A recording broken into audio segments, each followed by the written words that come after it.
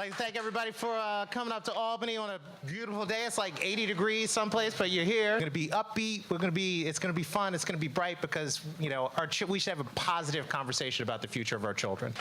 I want to remind people that we can't talk about students of color without acknowledging the fact that many of the schools that are non-traditional public schools are serving Black and Latino students. And so the question I have, and that I hope we explore, is how do we all serve our kids better? How important is it to you to give parents more choice and options?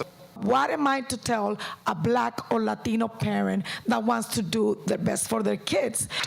And what am I gonna tell a parent that makes a sacrifice and say, you know what, I think this school is the best schools for my kid. You know, it's easy for some of my colleagues to say that because their kids go to Columbia Prep or Fieldstone, but none of you guys can afford $42,000 for your kids. And a lot of us that claim to be progressive, we need to understand that Black and Latino parents in the city are crying for help.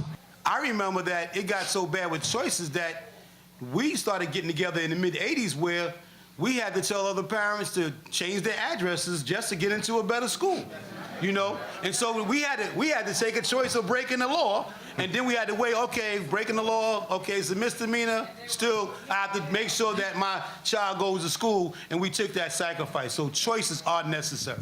I believe with choice, we have to support the schools and the communities in which we're in. A lot of our schools do have the resources and they do have the capabilities to educate children as they've been doing for years. Some of them are unrecognized and some of them do need that additional support. When parents are faced with a school that has been failing since been failing, in my neighborhood, some of these elementary schools, reading proficiency is 9, 12, 13%. But we're not going to present alternative facts and say that the schools are doing well when many of them are not. We are failing some of these students. And it's sad to say that we can't lose another generation of Black and brown students. We cannot do that. And so we, as a state, as a country, must do whatever is possible to make sure that we give them quality of education. How can I continue to encourage public school advocates to open up more charter schools in my community and abroad? All of us who care about education are together, and we need to fight together. So I'm looking forward to continuing to work together. I'm here not just to talk to you, but to recommit myself to the battle to make sure every single child in our community gets the kind of sound basic education that they're entitled to, based on our Constitution. The governor's proposal does lift the cap on charter schools in any particular area, so the entire group of slots that are open now, which is well over 100, would be available in any part of the city, therefore meaning New York City could possibly expand charter schools and provide opportunities for parents to have some choices. How do parents like me, when we want changes and improvements in our school, how do we engage with our elected officials?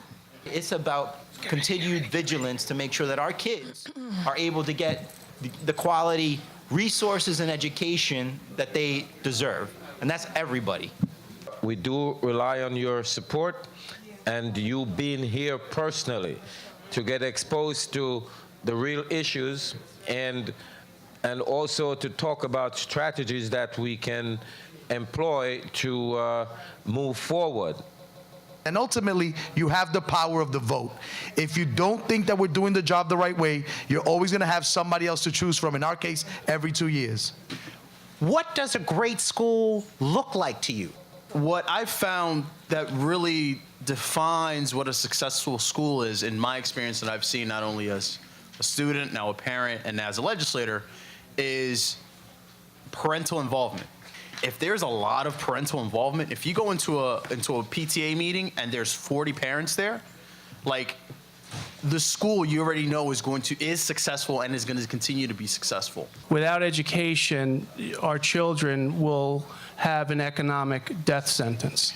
Pick any corporation in America or in New York and think about at the top levels of that corporation, how many people at the highest levels have only a high school diploma.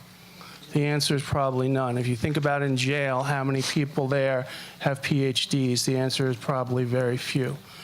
That's all you need to know about why, choice is so important when we're talking about education. This is not about grandstanding. This isn't about picking sides. This isn't about pointing fingers. This is about helping our children, particularly of color, to no longer be a feeder for criminal justice systems, but instead be a feeder for our higher education institutions to do better, to represent us, and to take on the many challenges affecting us as a community across this country. That's what this is about, so thank you for being here.